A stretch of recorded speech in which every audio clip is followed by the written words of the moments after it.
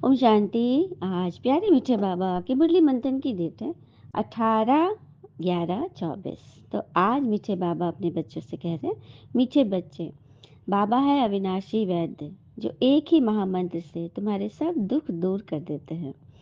भगवान है अविनाशी वैद्य जो एक ही महामंत्र से हमारे सब दुख दूर करते हैं। प्रश्न है, माया तुम्हारे बीच में विघ्न क्यों डालती है? कोई कारण बताओ।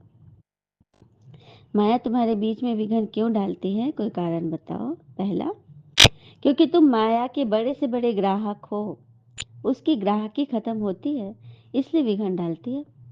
जब उसके दुकानदार से तुम सामान नहीं लोगे, विकार में नहीं जाओगे, तो वो तो विघ्न डालेगी। दूसरा, जब अविनाशी वैद्य तुम्हें दवा देता है तो माया की बीमारी उथलती है, इसीलिए विघ्नों से डरना नहीं है। मन मन भव के मंत्र से माया भाग जाएगी। सुना? एक ही महामंत्र है, मन मना भव, अर्थात अपने मन को ईश्वर में लगा दो, बाबा से शेयर कर दो। ओम शांति। बाबा बैठ बच्चों को समझाते हैं, मनुष्य मन की शांति का हैरान होते हैं। रोज कहते भी है ओम शांति, परंतु इसका अर्थ न समझने के कारण शांति मांगते ही रहते हैं। कहते भी है आई एम आत्मा, अर्थात आई एम साइलेंस, हमारा स्वधर्म है साइलेंस। फिर जबकि स्वधर्म शांति है तो फिर मांगना क्यों है? क्योंकि इसका पता नहीं है ना। अर्थ न समझने के कारण मांगते रहते हैं। तुम समझते हो यह तो रावण राज है, परंतु यह भी नहीं समझते कि रावण सारी दुनिया का आम और भारत का खास दुश्मन है, इसलिए तो रावण को जलाते रहते हैं। ऐसे कोई भी मनुष्य है जिसको कोई वर्ष वर्ष जलाते हो?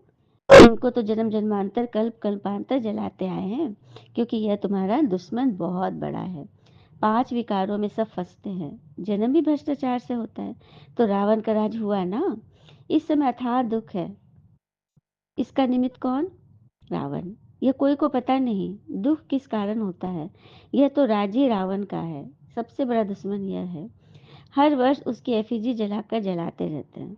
दिन प्रतिदिन और ही बड़ा बनाते जाते हैं, क्योंकि दुख भी बढ़ता जाता है ना। इतने बड़े बड़े साधु संत महात्माएं राजाएं आदि हैं, परंतु एक को भी यह पता नहीं है कि रावण हमारा दुश्मन है, जिसको हम वर्ष वर्ष जलाते हैं और फिर खुशी मनाते हैं। समझते हैं रावण मरा और अब लंका के मालिक बने, परंतु मालिक बनते नहीं है। कितना पैसा खर्च करते हैं? बाबा कहते हैं, तुमको इतने अनगिनत पैसे दिए, सब कहाँ गवा दिए? दशहरे पर लाखों रुपए खर्च करते हैं, रावण को मारकर फिर लंका को लूटते हैं। कुछ भी समझते नहीं है कि रावण को क्यों जलाते हैं। इस समय सब इन विकारों की जेल में पड़े हैं। आधा कल्प रावण को जलाते क्योंकि दुखी है। समझते भी है रावण के राज में हम सब दुखी है, पर यह नहीं समझते कि सत्युग में ये विकार तो होते नहीं। ये रावण को जलाना आदि होता नहीं। पूछो ये कब से मनाते आए हो? कहेंगे ये तो अनादि चला आता है। तो ये सब समझ की बातें हुई ना। बाबा समझा रहे हैं कि दुनिया में दुख तो जरूर सबको भोगना ही है, सीढ़ी उतरनी ही है, नई दुनिया से पुरानी दुनिया के अंत तक। यह सब राज बाबा समझाते हैं। बच्चों बच्चों के पास आते हैं और बोलते हैं कि सब दुखों की एक ही दवाई है, अविनाशी वैद्य है ना। 21 जन्मों के लिए सबके दुखों से छुटकारा दिला देते हैं। बाबा आते हैं तो हम सबको दुखों से छुटकारा दिलाते हैं। सुखी बनने की एक ही दवाई है, सिर्फ मुझे याद करो तो पावन सतो प्रधान बन जाएंगे। आत्मा और जीव दो का खेल है। निराकार आत्मा विनाशी है और साकार शरीर विनाशी, उसी का खेल है। अब बाबा कहते हैं, देह से ही देह के सब संबंधों को भूलो। गृहस्थ व्यवहार में रहते अपने को ऐसा समझो कि हमको वापस जाना है।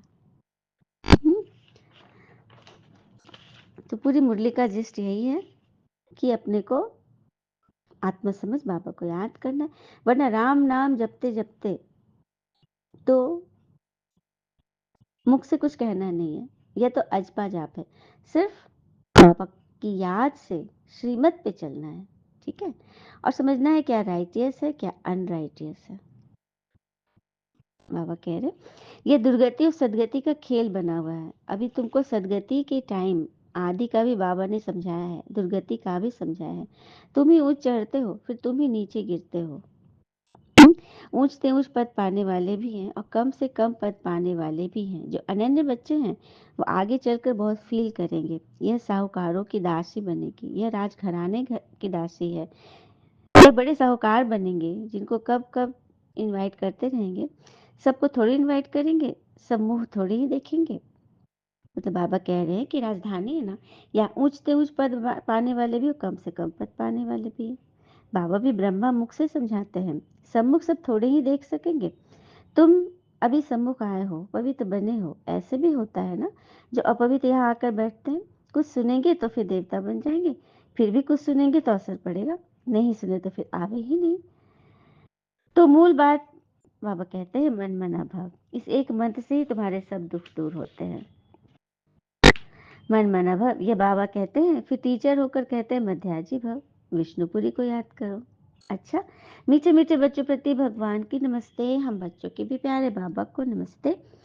धारणा के लिए मुख्य सार, पहले पॉइंट, अपनी अवस्था को सदा एक रस और हर्षित मुख रखने के लिए पिता, टीचर और सदगुरु तीनों को याद करना है। यहाँ से ही खुशी के संस्कार भरने हैं। वर्षे की स्मृति से चेहरा सदा चमकता रहे। दूसरी पॉइंट, श्रीमत पर चलकर सारे विश्व को चेंज करने की सेवा करनी है। 5 विकारों में जो फंसे हैं उन्हें निकालना है, अपने स्वधर्म की पहचान देनी है, वरदान है।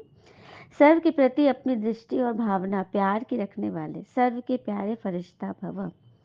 सर्व के प्रति अपनी दृष्टि और भावना प्यार की रखने वाले सर्व के प्यारे फरिश्ता बनते हैं। स्वप्न में भी किसी के पास फरिश्ता आता है तो कितना खुश होता है। फरिश्ता अर्थात सर्व से प्यारे, हद के प्यारे नहीं, बेहद के प्यारे। जो प्यार करे उसको प्यारे नहीं, लेकिन सर्व के प्यारे। कोई कैसी भी आत्मा हो, लेकिन आपकी दृष्टि, आपकी भावना प्यार की हो, इसको कहा जाता है सर्व के प्यारे। कोई इंसल्ट करे, घृणा करे तो भी उसके प्रति प्यार व कल्याण की भावना उत्पन्न हो, क्योंकि उस समय वह परवश है। स्लोगन, जो सर्व प्राप्तियों से संपन्न है वही सदा हर्षित, सदा सुखी और खुशनसीब है। अच्छा, ओम शांति।